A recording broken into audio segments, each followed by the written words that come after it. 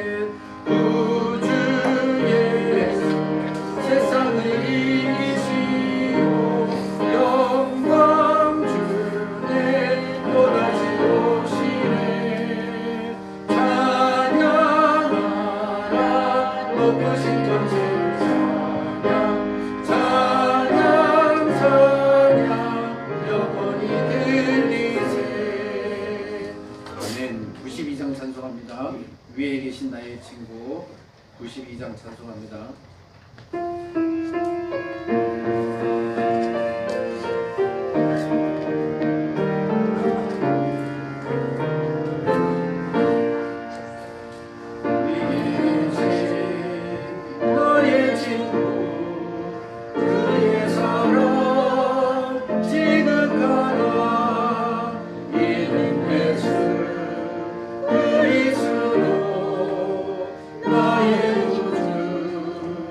나의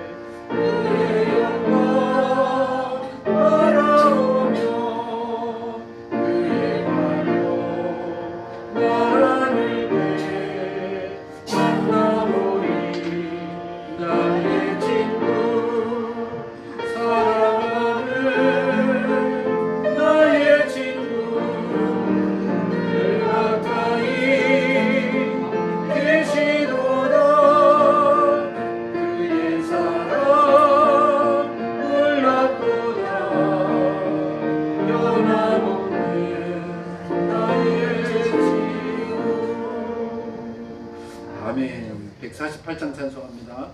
영화로운 주 예수의 십자가를 생각하는 우리 찬양합니다. 148장입니다.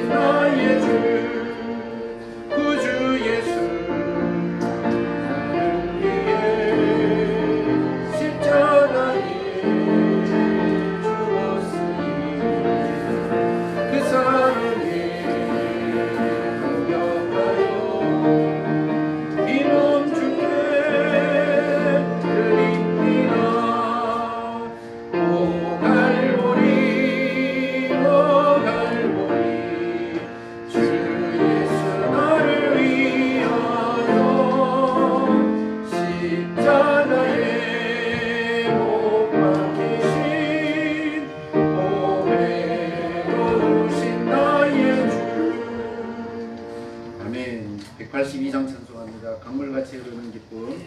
182장 찬송합니다.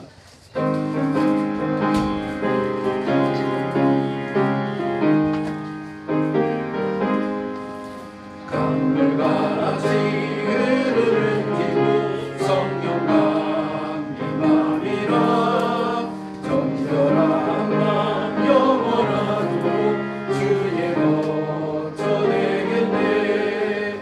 주님 주시는 참된 평화가 내 맘속에 넘치네.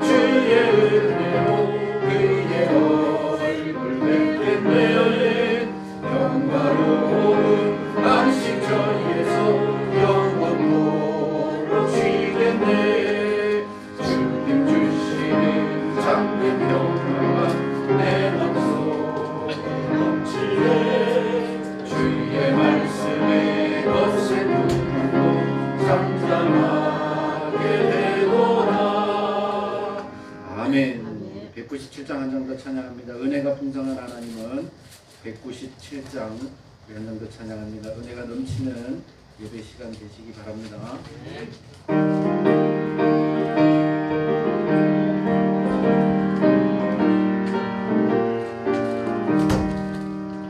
은혜가 풍성한 하나님은 믿는 자 사람 한 사람 어제도 오늘도 언제든지 영창고 보호해 주시는 주여 성령의 은사를 오늘도 내려 주소서.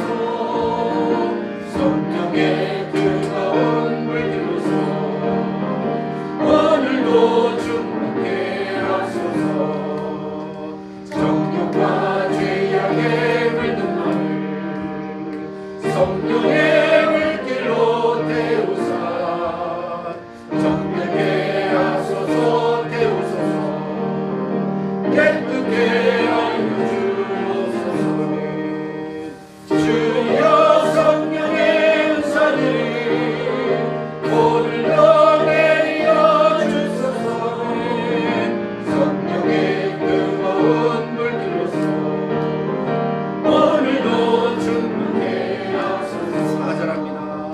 주님의 기쁘신 은혜만을 세상에 멀리 전하리는 하늘의 능력과 권세로서 오늘도 입혀 주옵소서.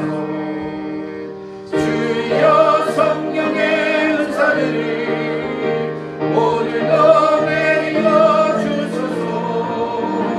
성령의 뜨거운 물길로서 오늘도 충만케 하소서. 아멘. 아멘.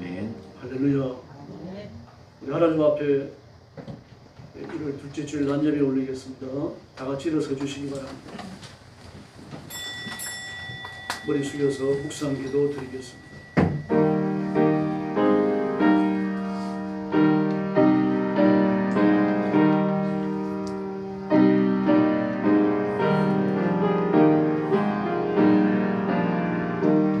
내게 구하라. 내가 이방 나라를 내 유업으로 주리니 내 소유가 땅끝까지 이르리로다. 내가 철장으로 그들을 깨뜨리며 질그릇같이 부수리라 하시도다. 아멘. 아버지 감사합니다. 저희를 죽음과 저주와 지옥의 형벌에서 구원해 주시고 하나님의 생명으로도 영생의 복을 누리게 해주셨으니 감사합니다. 하나님 앞에 힘써 충성하던 성도들이 주일 아침이 되어 주 앞에 와서 엎드렸습니다.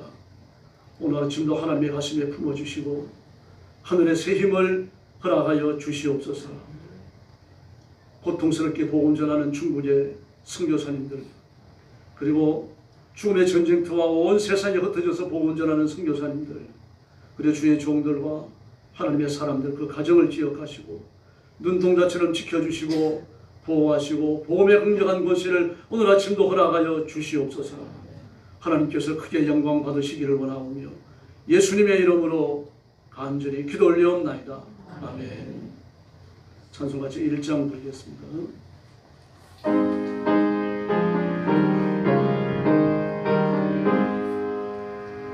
안보의 하나님 온 백성 찬송 드리고 저 천사여 찬송하세. 찬송 성부 성자 성령 아멘. 시사편 성시교도 가겠습니다. 주보에 있습니다. 너희는 떨며 범죄치 말지어다. 자리에 누워 심중에 말하고 잠잠할지어다. 우리의 제사를 두고 여호와를 경외할지어다. 여러 사람의 말이 우리에게 선을 보일 자 누구뇨 하오니 여호와여 주의 얼굴을 걸어 우리에게 비치소서. 주께서 내 마음에 두신 기쁨은 저희의 곡식과 새 포도주에 풍성할 때보다 더하니이다. 내가 가만히 웃고 자기 원하니 나를 안전히 거하게 하시는 이는 오직 여호와시니라. 아멘. 우리 숙여서 신앙 고백하겠습니다. 나는 전능하신 아버지 하나님 천지의 창조주를 믿습니다. 나는 그의 유일하신 아들 우리 주 예수 그리스도를 믿습니다. 그는 성령으로 잉태되어 동정녀 마리아에게서 나시고 본디오 빌라도에게 고난을 받아 십자가에 못 박혀 죽으시고 장사된 지 사흘 만에 죽은 자 가운데서 다시 살아나셨으며 하늘에 오르시어 전능하신 아버지 하나님 우편에 앉아 계시다가 거기로부터 살아있는 자와 죽은 자를 심판하러 오십니다. 나는 성령을 믿으며 거룩한 공교회와 성도의 교제와 죄를 용서받는 것과 몸의 부활과 영생을 믿습니다. 아멘. 자리에 앉으셔서 135장 찬송 드리겠습니다.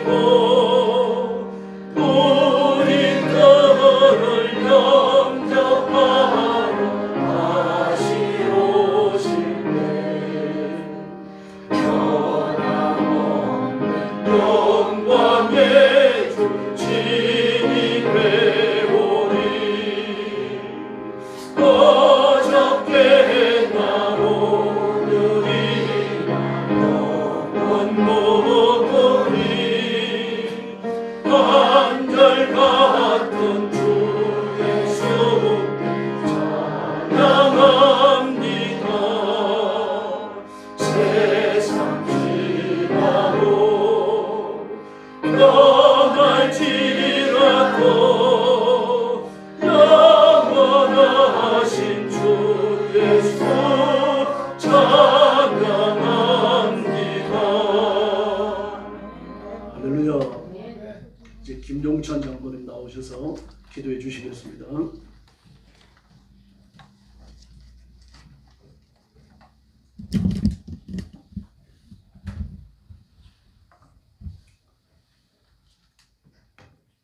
기도하겠습니다. 할렐루야. 알파 오메가이시며 처음과 나중이신 아버지 하나님, 새해가 밝은 지 벌써 14일이 지났습니다. 아버지 하나님, 성산이 하나님께 영광을 올려드립니다. 원근각지에서 저희들을 불러주셨음에 또한 감사합니다. 지난 세월 돌이켜보면 저희가 하나님을 멀리해도, 하나님의 일을 하면서도 딴 생각을 해도 하나님은 크신 사랑으로 저희를 기다려 주시었고 저희에게 좋은 것을 또한 베풀어 주셨습니다. 가만히 지나고 보니 아버지 하나님께서는 저희가 선한 마음으로 청했던 것 하나 안 이루어 주신 것이 없었고, 저희가 필요한 것 하나 안 주신 것이, 또한 안 알려주신 것이 없으셨으며, 또 하나님께서 주신 사랑에 감사해 감사 기도를 하면 이 세상에 줄 수 없는 기쁨, 평화, 사랑을 듬뿍 내려주셨음을 감사드립니다. 그래서 저희가 지난 한 해도 버틸 수 있었고, 올 한 해도 새롭게 시작할 수 있게 하신 것도 하나님의 은혜임을 저희들 총진군 새벽기도 예배를 통하여 알게 하셨고, 은혜 위에 은혜를 더하셨음을 감사드립니다. 아버지 하나님, 야곱아 이스라엘아, 내가 너를 지명하여 불렀나니 너는 내 것이다. 아버지 하나님, 우리는 어쩌다 혹은 실수로 우연히 하나님의 자녀된 사람들이 아니고 하나님의 아버지의 용이 주도하신 뜻과 계획에 의해 다 지명을 받아 주의 자녀가 된 사람들임을, 그건 우리가 인정하든 안 하든 사실이고 진실임에 감사합니다. 우리는 누가 그래도 지명을 받아 하나님의 소유가 된 자녀들임에 아버지 하나님께서 올 한 해도 어김없이 챙기시고 책임져 주실 것임을 믿으며 나아가고, 그러므로 우린 이제 두려워하지 말아야 할 것입니다. 왜냐하면 아버지 하나님께서 보호하고 지키실 것임을 굳게 믿기 때문입니다. 아버지 하나님께서 우리 한 사람 한 사람의 이름을 부르시며 너는 내 것이다, 내가 지키겠다, 내가 챙기겠다, 내가 보호하겠다, 내가 너를 인도하겠다고 말씀하신 것을 저희들 늘 기억하게 하며 살아가게 하여 주시옵소서. 아버지 하나님, 올 한 해도 어김없이 우리 앞에는 수많은 시련의 강에 놓여 있을 것이고, 또한 고난과 시험도 우리를 기다리고 있을 것입니다. 불경기로 인해 삶도 힘들 것을 압니다. 하오나 아버지 하나님, 올해 우리 앞에 아무런 시련의 강이 없다고 하시지 않고, 시련은 있지만 그 거센 물이 너를 침몰하지 못하게 하겠다. 그 성난 물결이 너희의 가정에, 너희 생업을 지키지 못하도록, 삼키지 못하도록 내가 지키겠다고 하십니다. 또 고난도 혹독한 불시험도 없을 거라 하시지 않고, 당연히 있겠지만 그 고난과 시험의 불꽃이 너를 사르지 못하도록 보호하겠다고 하십니다. 아버지 하나님 감사합니다. 아버지 하나님, 그러므로 우리는 두려워 말고 겁먹지 말고 더욱 담대하게 나아가기를 결단하는 이 시간 되게 하여 주시옵소서. 아버지 하나님, 이렇게 우리가 새해를 맞이하면서 새롭게 시작하는 결심들 중에 그 중에서 가장 큰 게 하나님과의 말씀이게 하여 주시옵소서. 저희가 해가 바뀔 때마다, 해가 바뀔 때뿐만 아니라 또한 학생들은 학년이 바뀌거나 직장인들은 직장이 바뀌거나 새로운 일을 시작하는 등 큰 변화가 생길 때는 많은 각오와 계획을 세웁니다. 하지만 우리가 인생에서 가장 중요하고 큰 결심을 할 때는 소명을 찾고 주의 길을, 그 길을 걷기로 다짐할 때가 아닌가 싶습니다. 아버지 하나님, 우리는 코로나를 겪으면서 많은 것을 잊어버린 게 사실입니다. 이웃들이며 같이 신앙생활을 하던 성도들 간에도 물리적으로 정서적으로 많이 소원해진 게 사실이며 오랜 사회적 거리와 비대면 예배가 그렇게 거리를 벌려놓은 것도 사실이고 아직까지 회복을 못한 것도 사실입니다. 이제 새로운 한 해가 이제 올 한 해에는 내가 북쪽에 이르기를 내놓으라 남쪽에 이르기를 가두어 두지 말라 내 아들들을 먼 곳에서 이끌며 내 딸들을 땅 끝에서 오게 하며 아버지 이 말씀처럼 새해에는 그런 모든 멀어진 관계를 회복시키고 떠난 자들이 다 돌아오게 하시며 잊어버린 십자가의 흔적을 다 회복시키는 한 해를 보내게 하여 주시옵소서. 아버지 하나님 우리는 자신을 늘 과소평가하며 늘 자기 자신을 평가 잘하는 습성에 익숙한데 아버지 하나님께서는 절대 저희들을 그렇게 보시지 않고 우리를 보배롭고 존귀하게 보시고 네가 내 눈에는 보배롭고 존귀하다 말씀하시니 감사합니다. 우리를 지명하여 부르사 하나님의 소유로 삼으시기 위해 실로 엄청난 대가를 지불하셨습니다. 아버지 하나님 아들 독생자 예수 그리스도를 제약 가운데로 보내셔서 그 피 주님의 그 피로 그 대가를 지불하셨습니다.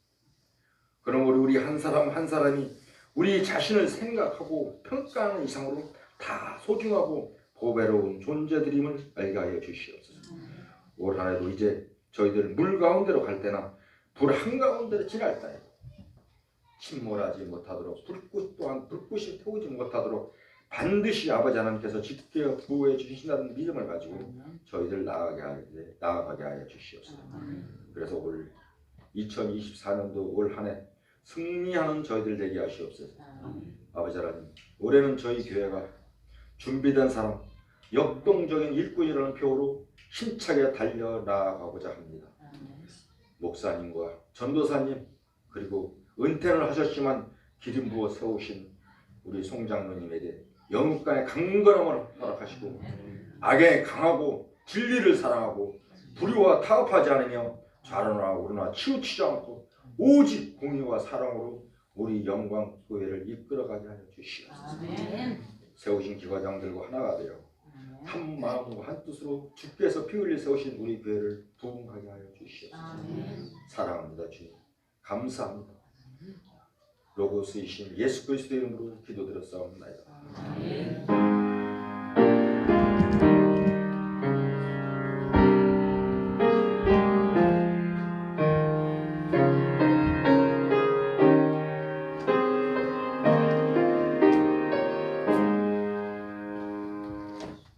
하나님 말씀 봉독하겠습니다. 마태복음 14장 13절부터 21절까지입니다. 신약성경 24페이지입니다.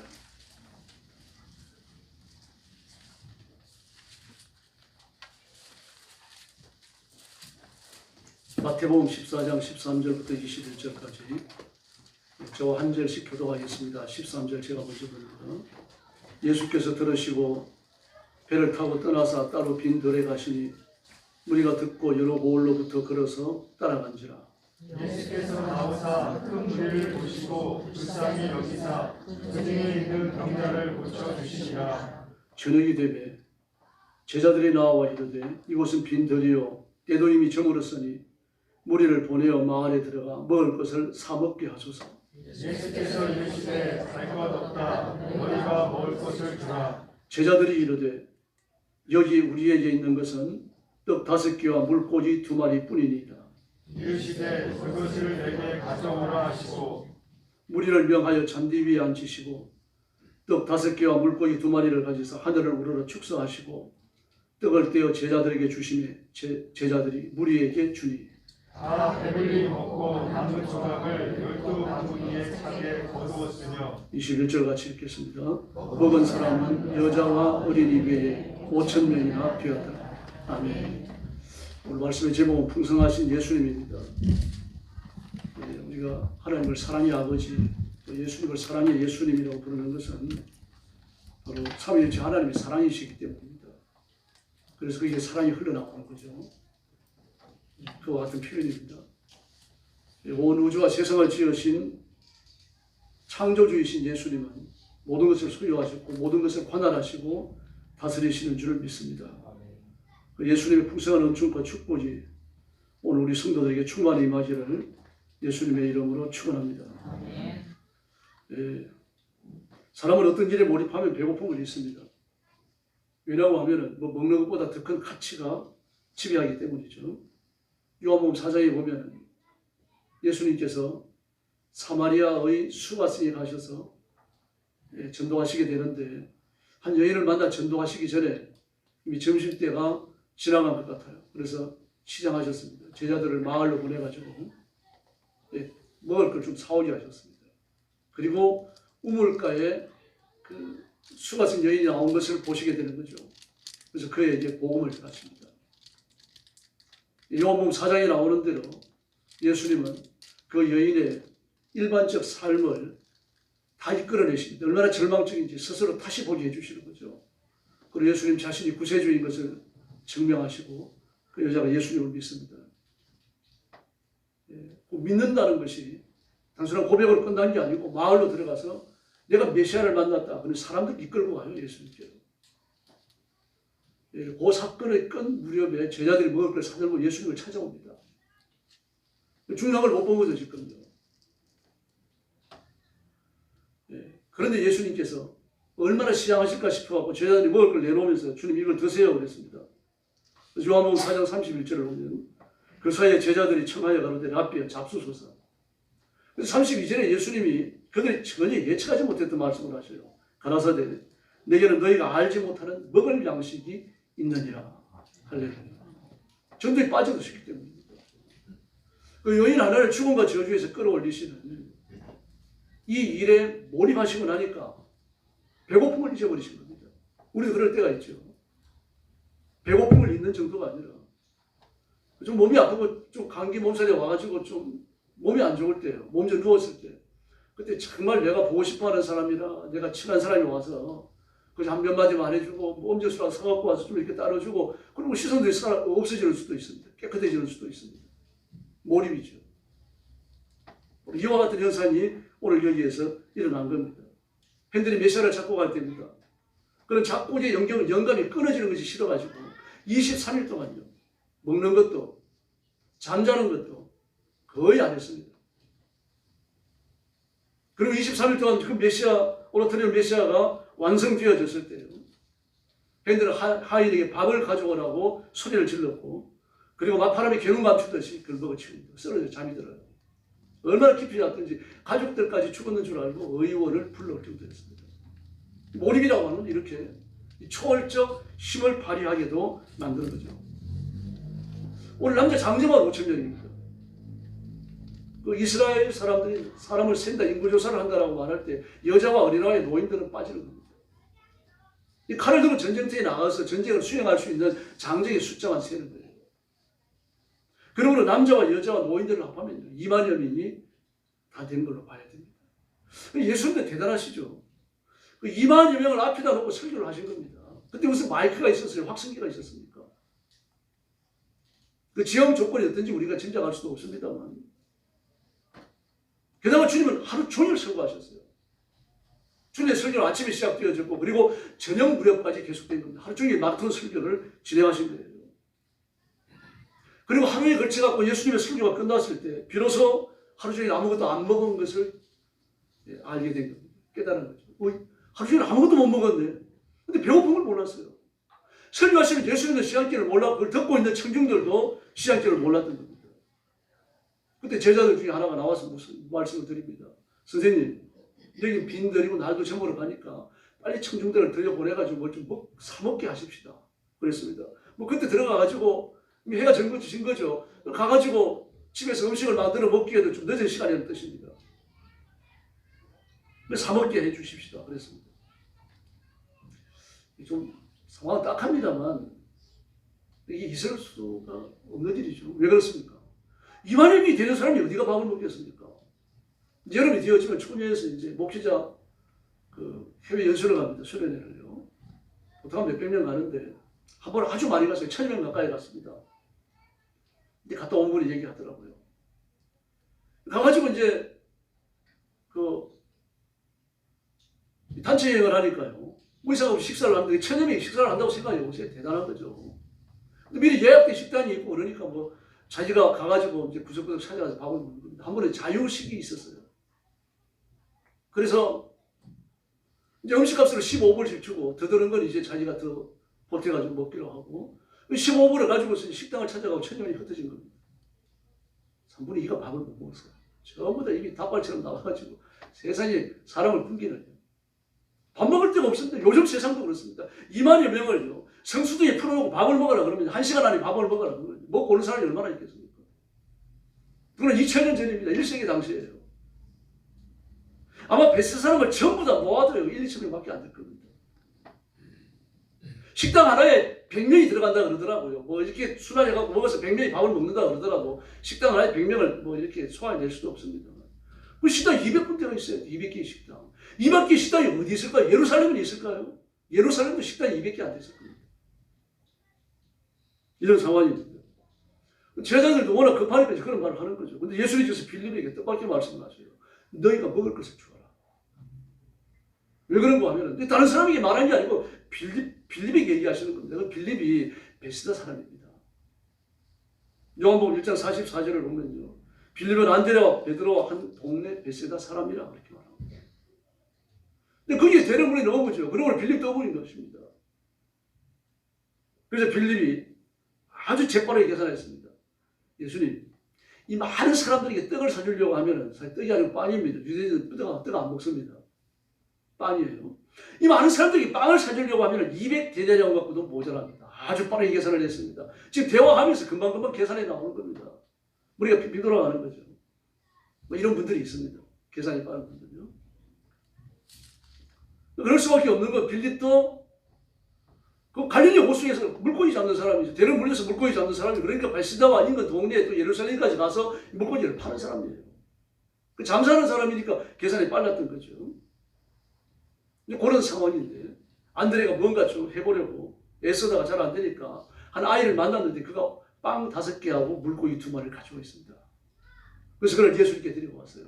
어린아이가 먹을 수 있는 한 끼 식사입니다. 도시락이에요. 어른에게 부족한 거죠. 그러니까 이걸 가지고 가지만 좀 머쓱한 겁니다. 이걸 누구 코에 붙일까?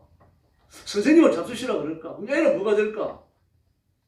아마 생각이 굉장히 많았겠죠. 그리고 그 아이를 데리고 예수님께 온 겁니다. 와가지고 말합니다. 여기 한 아이가 보리빵 5개하고 물고기 2마리를 가지고 있는데 이게 이 많은 사람에게 무슨 소용이 되겠습니까? 주님이 그걸 보시면서 뜻밖의 말씀도 하십니다. 아, 그러냐?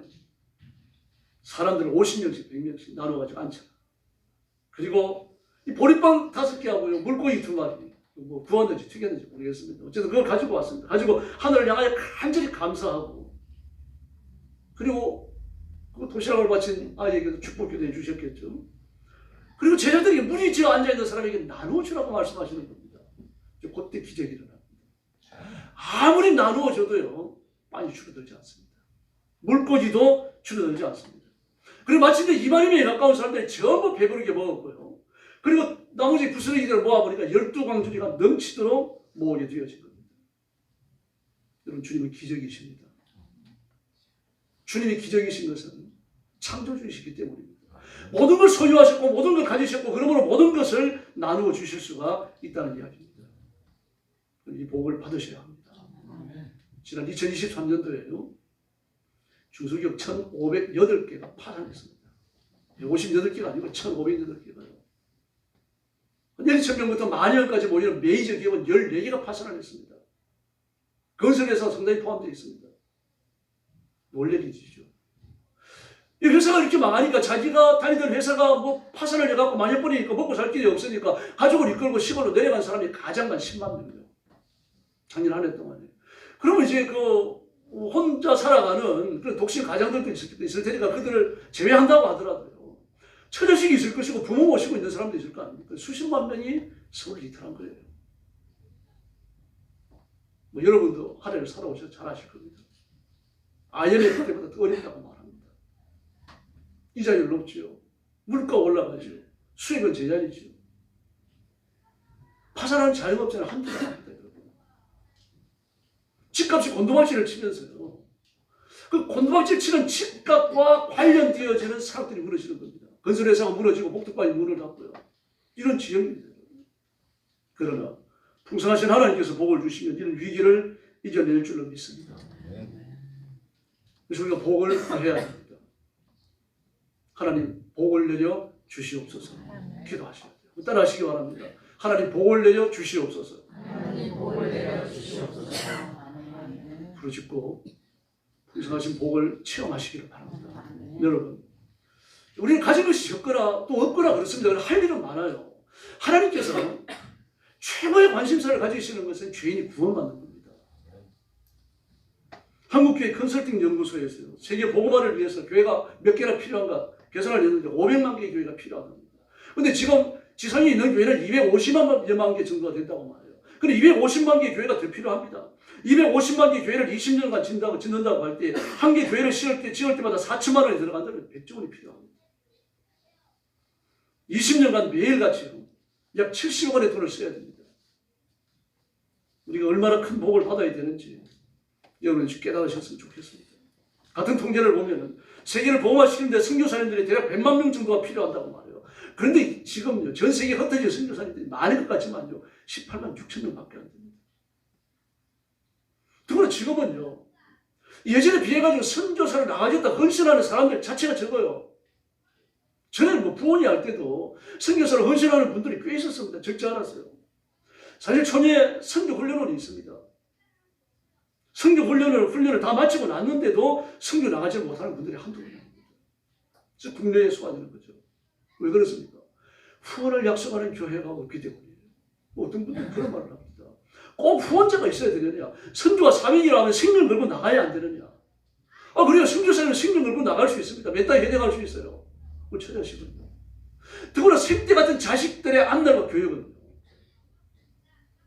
이 후원이 필요한 일입니다. 지금 우크라이나 전쟁은 굉장히 장기간 끌고 있죠. 앞으로 얼마나 더 끌지 모르겠습니다만 우크라이나에 쏟아부어진 돈이 천억짜리 숫자입니다. 미국은 87조 원을 우크라이나에 돈을 줬습니다. EU에서는 유럽연합에서 71조 원을 줬어요. 그럼 그 많은 돈을 가지고 무기를 샀으면 전쟁에 이길 게 아니냐? 그 돈 갖고 전부 다 무기 사는 거 아닙니다. 나라가 지탱되어져야 전쟁이라도 하는 거 아닙니까? 그러면 공무원들에게 월급 주고 국가 인프라를 유지하는데 많은 돈이 들어갑니다. 그래서 많은 나라들이 우크라이나를 음으로 약으로 지원하는 겁니다. 러시아에 지지 말라고요. 여러분, 21세기 동안 그리스도인들은 정말 한 일이 많습니다. 정말 많습니다. 21세기에 접어들어서 전 세계 교회가 많은 일들을 했습니다. 기적의 부흥기를 거쳐오면서 한국교회 부흥과 세계 선교의 기틀을 바꿨습니다. 아프리카도요, 선교의 48%가 됩니다. 두 사람 중에 하나가 예수 믿는 사람이에요. 기적 같은 일 아닙니까? 교회와 교인 숫자가 많아지니까 사회적으로도 무시하지 못하는 그런 영향력을 갖게 된 겁니다. 그래도 저와 여러분은 복을 받아야 합니다. 우리 앞에 해야 될 일들이 너무 많기 때문입니다. 내가 복을 받아 하나님이 맡기신 일을 해야 되겠다 이런 소명에 대한 깨달음이 없다고 하면요, 하나님 제게 복을 주십시오, 이게 더 진실해지기 어렵습니다. 왜 그런가 하면 내가 많은 물질을 갖고 그 물질이 힘이 아닙니까? 이런 힘을 갖게 되어지면 잘 먹고 잘 살아야 되겠다 이런 생각이 앞서기 쉽기 때문입니다. 그래서 우리는 할 수 있으면 큰 복을 받아서 선교를 매진해야 되고, 그리고 예수님의 재림의 징조를 이루는 이 사역에 참여해야 할 줄을 믿습니다. 누구에게 복이 임할까요? 시도할 때 복이 임합니다. 뭔가를 시도해야 됩니다. 아무것도 안 하고 가만히 있으면 안 된다는 얘기입니다. 예수님께서 제자들에게 먹을 것을 주라, 너희가 먹을 것을 주라 이렇게 명령하셨을 때 이 참 기가 막혔을 겁니다. 불가능한 일 아닙니까? 제자들 12인데 무슨 수로 2만 명이나 되는 사람에게 먹을 걸 주겠습니까? 돈이 있는, 200데나리온이 있으면 가서 사갖고 올 때는 있습니까? 음식 사올 식당은 있고요. 그래서 근데 세 가지 핑계를 댑니다. 빈들이요. 이곳은 빈들이요. 장수 핑계를 댔습니다. 사람들은 장수가 나쁘다는 핑계를 많이 댑니다. 상식적으로 장수를 매우 중요해요. 사실 이런 핑계는 또 일면 맞기도 합니다. 장사할 때 내 가지가 어디에 위치하느냐, 이것은요, 내 장사에 또 장사를 해가지고 이익을 남기는 일에 결정적인 영향을 끼칩니다. 내가 은퇴하고 은퇴장을 받아가지고 장사를 하기를 결정했다고 하면요, 그리고 가게를 구하러 다닌다고 하면 가게할 장소를 우선적으로 살필 거 아닙니까? 인구 이동이 많은가? 성수동에 하풀이라고 그러죠.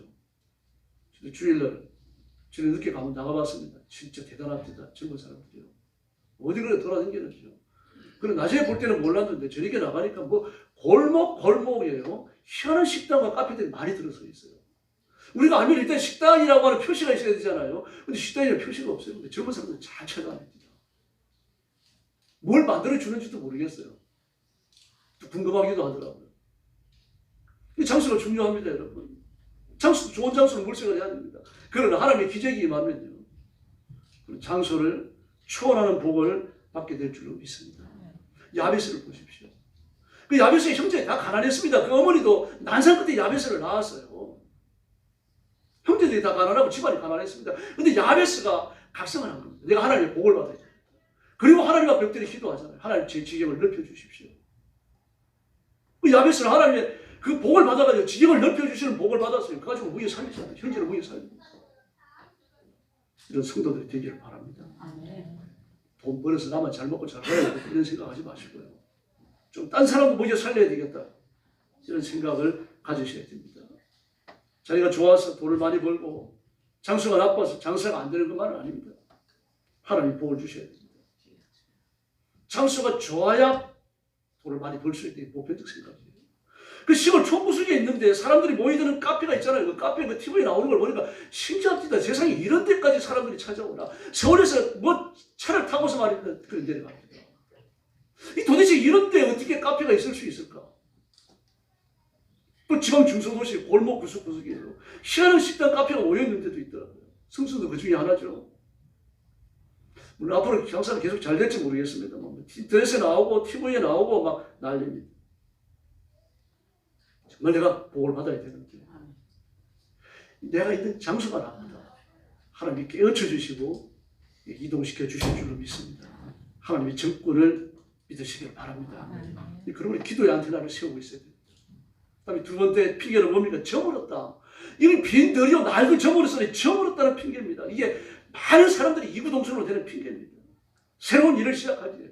벤처기업을 하고 뭐 새로운 직장을 알아보고 자그마한 가게를 내고 이런데 나이가 너무 많다는 거죠. 누구든지 만나면 입에 발른 소리를 합니다. 내가 조금만 더 젊었습니다. 그런 생각 해보셨죠? 내가 10살만 더 젊었습니다. 내가 5년만 더 젊었습니다. 나이 든 사람들 대부분 그런 말을 합니다. 이구동성으로 말을 해요.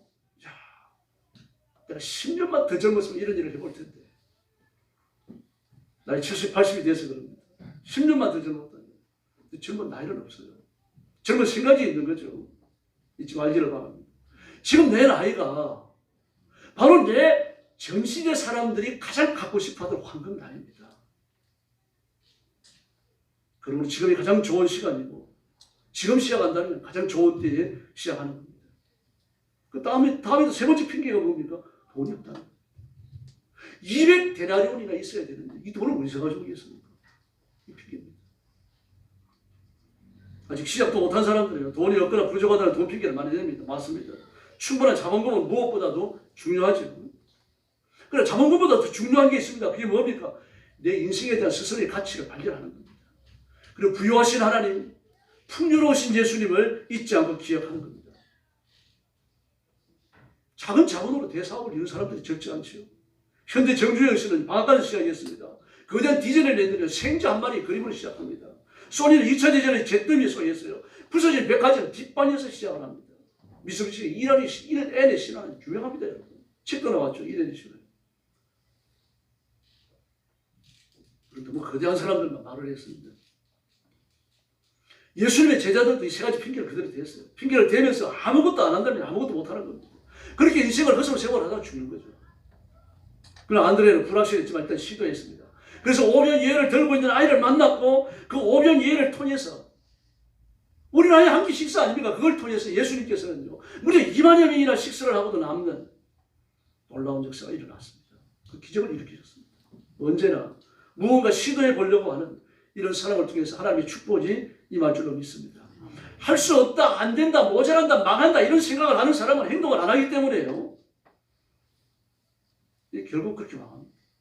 꿈이 없으니까 뭐 성취할 것도 존재하지 않죠. 성취할 것도 없는 거죠. 시도하지 않으니까요. 뭘 해야 되겠다 이 생각이 없으니 마음에 꿈이 없습니다. 꿈이 있어야 되는 거죠. 삼성에서 부장으로 있다가 은퇴를 했습니다. 그것도 이 매입 분야에서 부장을 했어요. 삼성에서 필요한 물건들을 매입하는 부장이 하나둘은 아니겠습니다만 매입하는 분야에서 일을 했기 때문에 자기가 언제 은퇴할 것이다 이걸 예측을 해가지고 앞길을 닦아둔 거죠. 좀 좋은 조건들을 많은 사람들이 준 겁니다. 내가 퇴직하면 날 좀 잘 봐달라 이렇게요. 근데 퇴직을 하고 나니까 이제 시간이 많아지잖아요. 그러니까 좀 쉬어야 되겠다. 그래서 몇 달간 쉬었어요. 몇 달간 쉬고 나서 이제 내가 내 길을 닦아놨으니까 금방 취직이 될 것이다. 제가 평소에 잘 봐줬던 사람들, 물건을 매입하면서 유리한 위치에 있게 해줬던 사람들 다 전화를 해봤습니다. 오늘 좀 시간 좀 있겠느냐? 하나같이 거절하라.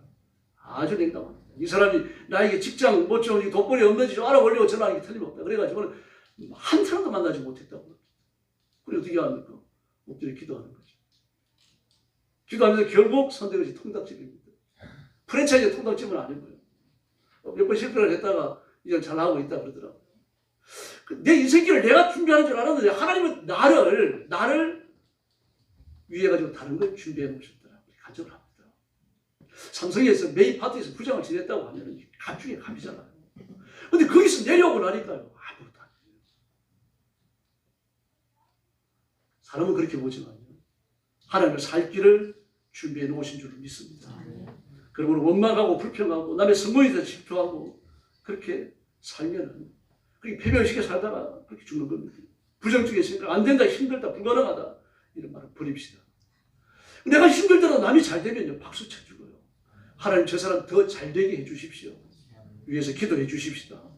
나도 남처럼 성공하기 위해서 꿈을 꾸고 기도하고 도전하면 하나님께서 길을 열어주시고 나를 들어서 존귀한 자의 자리에 앉혀주실 줄로 믿습니다. 뭔가를 시도해야 됩니다. 두 번째 헌신해야 됩니다.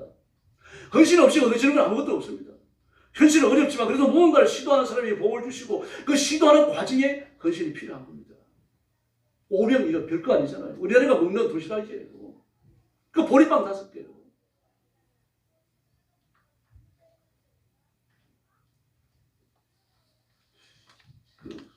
보리빵이라 그러니까 보리빵 그러니까 유대인들은 건강식을 먹었구나. 여러분 보리개떡 만들어 놓고 드시라고 드시겠습니까? 먹어요 여러분. 유대인들도 보리빵은요 먹는 음식 중에서 최하위 음식입니다. 우리가 중국기에 산에 들이댕기면서 풀뿌리 캐먹었던 것처럼 그런 겁니다. 유대인들이 있어가지고 보리빵이라고 하는 겁니다. 보리를 먹는 기간도 한 달 정도밖에 안 돼요. 보리가 먼저 있거든요. 그러니까 그렇게 정말 춘분기에 접어들어가지고 온갖 고생을 다 하면서 막 근근히 살아가다가 보리를 추수하게 되어지면 막 구수한 보리 냄새요. 근데 보리빵이 거칠거든요. 뭘 기다리니까 밀추수를 기다리는 거예요. 밀을 수확하기 시작하면 보리빵 아무도 안 먹어요. 근데 이 사람은 보리빵을 들고 아이에게 싸줬어요. 가난한 집이라는 것을 알 수 있겠죠. 탈무드에 보면요. 700명을 범한 여인이 하나님께 보리빵을 드리면서 나는 짐승과 같은 여자입니다. 내 죄를 사하여 주십시오. 이렇게 외칠 때 쓰는 겁니다. 나는 보리빵 같은 여자입니다. 저를 좀 살려주십시오. 은혜를 주십시오. 이렇게 외칠 때. 그러므로 근근히 살아가는 가난한 집안에서 알 수 있습니다. 이 물고기는 익수스입니다. 익수스. 다가가 있고 익수스가 있는데요. 익수스가 잡히면 너무 작기 때문에 버려요. 돌을 놔주든지 잡아와가지고 익수수가 발견되어지면은 버리는 데 있지. 다가는 가져가요. 꽤 시간이 굵고 크기 때문에요. 그런데 그 어머니가 자기 아이가 이제 예수님 설교들으러 간다 그러니까 먹을 걸 싸서 보내야 되겠는데 없는 거죠. 그래서 어떻게 합니까? 바닷가에 나가서 익수수를 주워 온 겁니다. 지금. 얼마나 가난한 집안인지 알 수 있겠죠. 아버지가 없는 집안일 수도 있는 겁니다. 바닷가가 아니라 갈릴리 호숫가예요.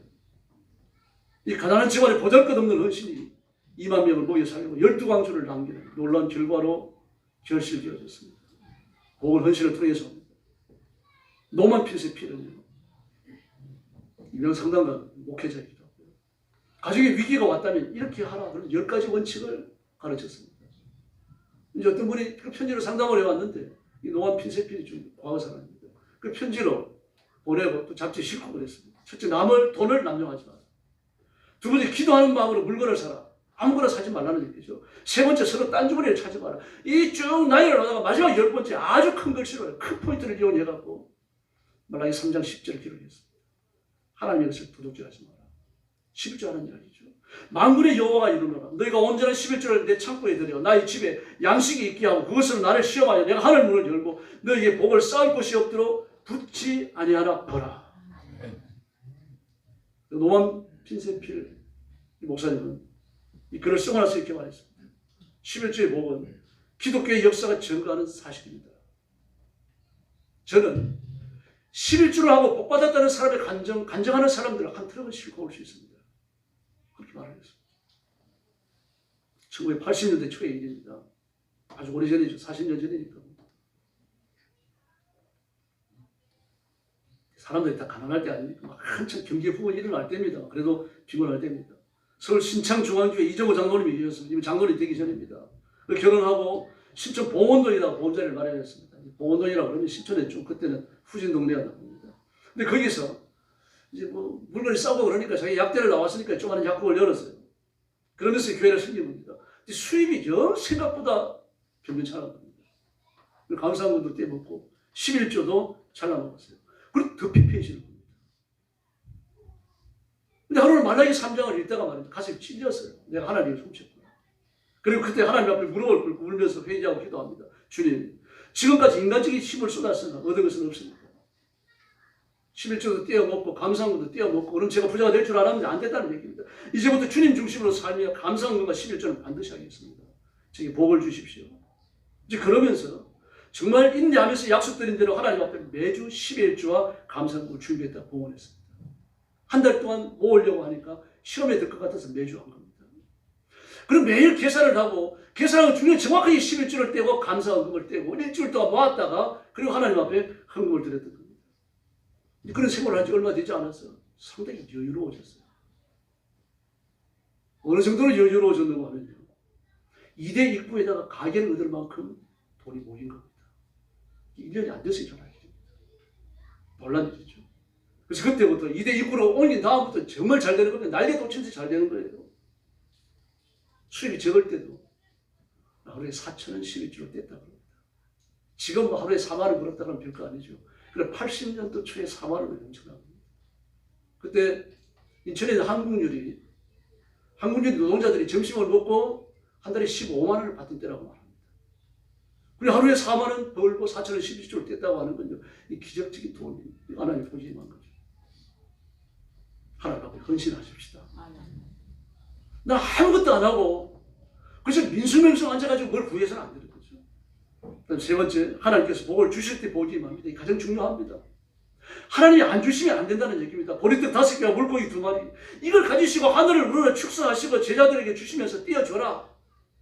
만약에 제자들이 의심을 하면서 이 선생님이 드디어 맛이 약간 갖는 모양이다. 그래 안 했으면 그럴 가능성도 있잖아요.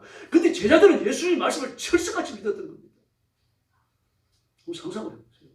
떼면 기로 나오고 떼면 기로 나오고 아멘할 때까지 할 겁니다. 떼면 기로 나오고 떼면 기로 나오고 이 복을 받으셔야 돼요. 내가 아무리 손을 갈퀴처럼 긁어 모아가지고 그렇게 한다고 하더라도 얼마나 되겠습니까, 여러분? 2만 명이 배부르게 먹고 12강주리가 넘도록 가득 찼다는 이야기입니다, 여러분. 하나님 복을 주셔야 됩니다. 오직 주체는 여호와 하나님이십니다. 니코아이 알렉산드레ን코 러시아 사람인 것을 알 수 있겠죠. 그 당시 소련이었습니다. 이번에 미국 루지애나 대학교 성경학 교수입니다. 그런데 그는 소련 사람이었는데 어렸을 때 주일학교 교사들이 굉장히 중요한 겁니다. 이 성경을 자유주의 입장의 성경을 배운 주일학교 교사가 아이들을 가르친 겁니다. 성경에 나오는 모든 기적과 이상한 이야기를 전부 신하다. 이 중에서 정말 도덕적인 교훈만 받아야 된다. 이걸 얼마나 설득력이 가르쳤던지 말입니다. 이 아이가 그 말씀을 철저까지 믿은 겁니다. 그리고 교회를 안 나가버린 거예요. 신학교 없다면 꼭 교회 나갈 필요 있겠느냐. 그리고 중학교를 졸업하고 오데사 육군 사관학교에 들어갔습니다. 이때는 아마 중학교 졸업하고 사관학교 들어갔나 봐요. 그리고 1941년도 19살의 나이로 장교로 입관합니다. 그리고 2000년에 청년이에요. 3번이나 부상을 당했고요. 결국 도일군의 포로가 돼가지고 포로 수용소에 갇히게 됩니다. 도일군들은 부상을 치료해 주지도 않았고 배부르게 먹을 것도 안 주고 채소국만 줬습니다. 뭐 전쟁하느라고 모든 돈을 다 쏟아 부어놨으니까요. 뭔 돈이 있겠습니까? 그리고 이제 1945년에 전쟁이 끝나고 소련으로 돌아갈 수 있는 기회가 된 겁니다. 근데 하나같이 소련 포로들이 안 가겠다는 겁니다. 왜냐고 하면은 왜 자살하지 않았느냐. 이 책임을 물어가지고 강제노동 수용소로 보내는 것을 알고 있거든요. 전부 다 독일에 남았어요. 그 독일에 남고 나니까 이제 독일 유니에 있는 피난민 수용소로 옮겨졌습니다. 식사도 정상으로 나오고 자유시간도 주어졌어요. 날이 추워가지고 난로를 피는데 그때 조니가 있어가지고 난로에 집어 넣으려고 보니까 낯익은 글씨가 보이는 겁니다. 그리스도라는 글씨가 보였어요. 전도지였던 겁니다. 그 너무 반가웠어요. 그 내가 어릴 때 교회를 나갔었지. 주일학교에서 교회를 나갔었지. 그리고 그걸 읽은 겁니다. 근데 거기에 마태복음 11장 28절이 기록되어 있었습니다. 수고하고 무거운 짐진 자들아 다 내게로 내가 너희를 쉬게 하리라. 그걸 읽는데 성령께서 그 마음을 만지셨어요. 정말 안식과 쉼은 예수님께 있지 이 세상에 없는 겁니다. 눈물이 쏟아지고 하나님 앞에 회개하고 그리고 최초로 떠오른 질문이 과연 예수님이 누구시냐. 여기에 대한 의문을 가지고 성경을 읽기 시작했습니다. 그리고 이 예수님이 누구시냐에 대한 질문에 대답하기 위해서 많은 책들을 읽었고요. 그리고 미국을 건너가서 루지아나 대학교에 성경학 교수까지 되어집니다. 여러분, 하나님 은혜가 임하니까 잔인한 소련 장교에서요 성경학 교수로 변해버리는 겁니다. 물론 그 과정에 얼마나 많은 에피소드가 이야기들이 많았겠습니까? 그러나 하나님은 한 걸음 한 걸음 그렇게 인도해 가실 줄로 믿습니다. 주님은 가난한 자의 구함이십니다. 소원하는 자의 축복이고 기도하는 자의 기적입니다. 그러므로 하나님의 복을 받으려면 하나님의 은총을 믿고 임하기를, 그 복이 임하기를 기대하면서 기도해야 합니다. 지금도 시도하고 헌신하는 사람이 복이 임합니다. 예수님께서 복을 주시는 사람에게도 이 복을 또 베풀며 살 것을 요구하시는 겁니다. 그래서 우리는 2014년도에 결단할 것이 있습니다.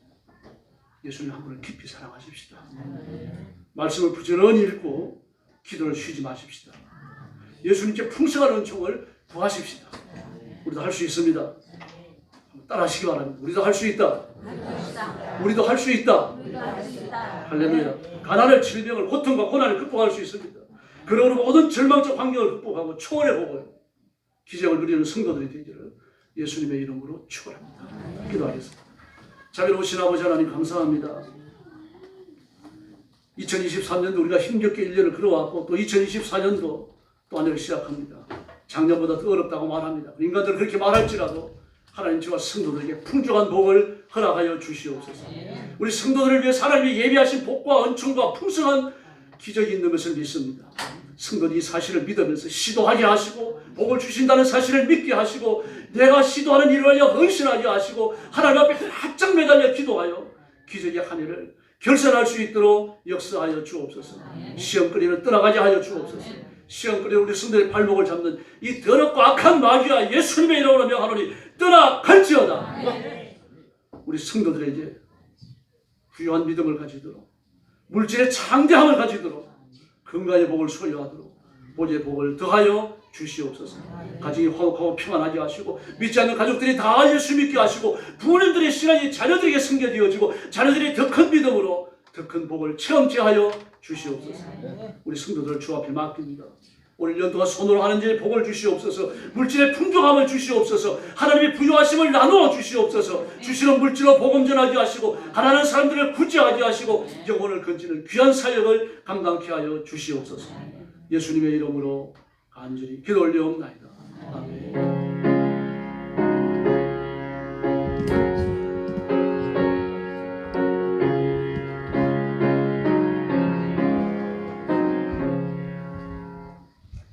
378장 찬송 드리겠습니다.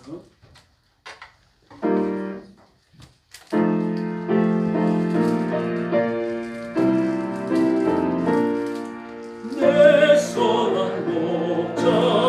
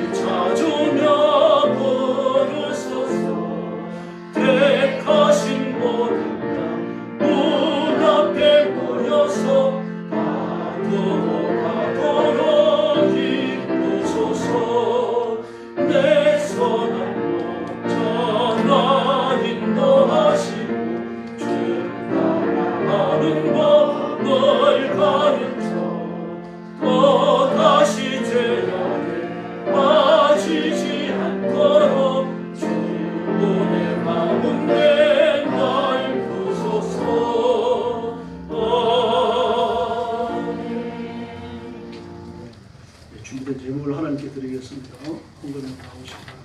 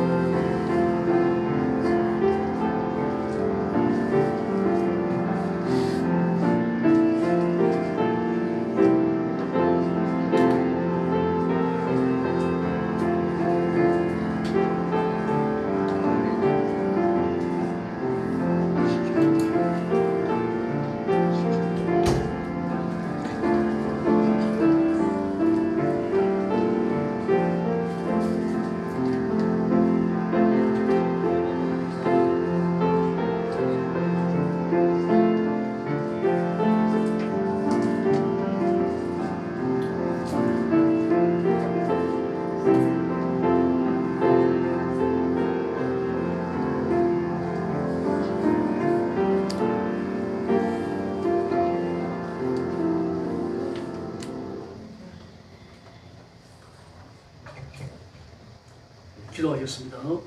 자비로우신 아버지 감사합니다. 지난 한 주간 5일 동안 새벽기도 충진곤하며 하나님 앞에 나와서 새벽에 헌신을 바치며 힘써 기도하게 하셨으니 감사합니다. 그 기도가 주님께 들으심 받으며 하나님이 넘치도록 이루어 주실 줄로 믿습니다. 오늘 아침도 신년대로 두 번째 주일을 지키며 하나님의 말씀을 받고 말씀대로 하나님의 풍성한 복을 기대하며 주일의 헌신을 주 앞에 바쳤습니다. 예물과 함께 성도들을 기뻐 제물처럼 받아주시고 하나님의 복으로 충만케 하여 주시옵소서. 하늘 문을 여셔서 신령한 복을 주시며 부요한 믿음으로 주를 섬기게 해주시고 이 땅에 사는 동안 물질의 풍요로움을 주셔서 가난하고 핍진에 빠지는 일 없도록 도와주시기를 간절히 원합니다. 남에게 나누어 주고 주신 물질로 영혼을 건지고 하나님의 큰 일을 감당하는 귀한 종들이 되게 하여 주옵소서. 건강의 복을 주시옵소서. 몸져 눕고 병원에 입원하지 않도록 도와주시고 내 몸을 제물처럼 주 앞에 바쳐 남은 인생을 살며 하나님의 일에 힘쓰는 귀한 일꾼들 되게 하여 주시옵소서. 믿지 않는 가족들, 부모님과 배우자와 자녀들, 형제와 자매들이 예수 믿고 온 가족이 믿음으로 하나 되는 큰 복을 주시옵소서. 이 물질을 주께 봉헌하오며 예수님의 이름으로 간절히 기도 올리옵나이다. 아멘.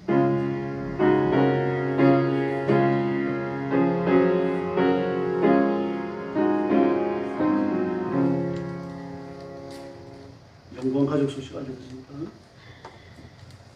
교회 성장과 세계 성교, 특히 중국 성교를 위해서 기도해 주시고 또 요양 성교를 위해서 또 요양 중이거나 투병 중인 성도들이 있는데 잊지 마시고 꼭 기도하시기 바랍니다.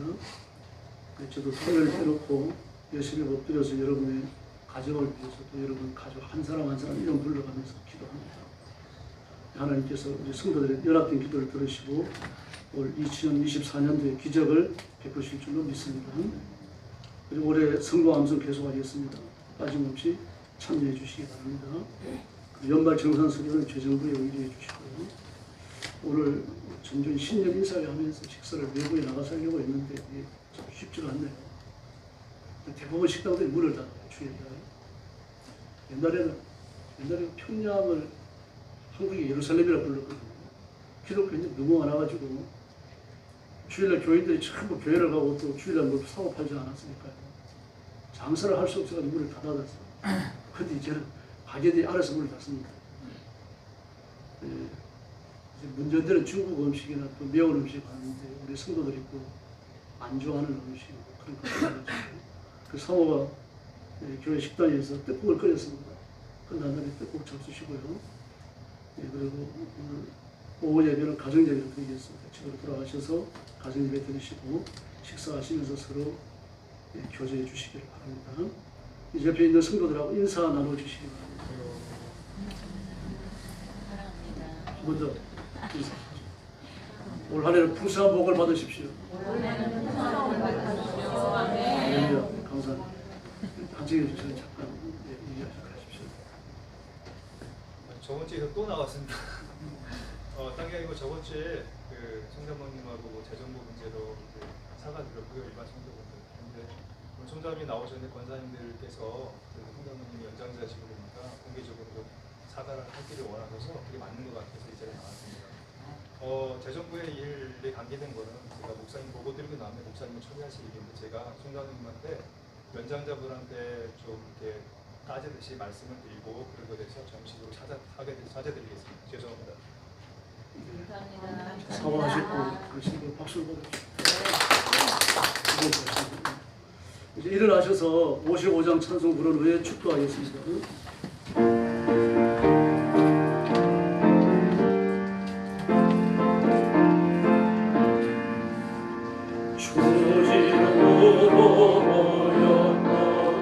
우리가 지고 헤어질 때에 언제나 함께 하시며 평안케 하소서. 아멘. 이제는 우리 구주 예수 그리스도의 은혜와 하나님 아버지의 극진하신 사랑과 성령님의 도우심과 인도하심과 교통하심이 오늘 풍성하신 복을 베푸시는 예수님 앞에 와서 예배드리며 2024년도에 풍성한 복을 받아 맡기신 소명을 따라 충성스럽게 하나님께 일하기 원하는 사랑하는 모든 성도들 머리 위에 영원토록 함께 계실지어다. 아멘.